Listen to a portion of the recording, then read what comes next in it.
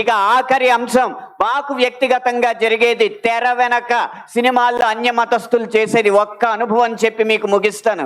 ఒక సినిమా పాట రాయడానికి నేను ఒక సంగీత దర్శకుడి దగ్గరికి వెళితే ఆ పాటలో బ్రహ్మాండ నాయకుడు అన్న హిందూ పదం ఉందని చెప్పి ఆ పాట చేయనన్నాడు.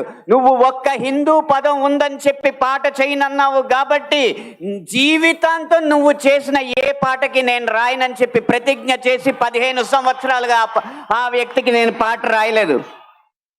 అలాగే ఒక పక్క రాష్ట్రం సంగీత దర్శకుడు వెళ్ళగానే దర్శక నిర్మాతలతో తిరుపతి ఆలయ విధానాలని విమర్శిస్తూ ఉంటే వాళ్ళు మిన్నక కూర్చుంటారు, ఎందుకంటే వాళ్ళకి మార్కెట్ ఉంది కాబట్టి.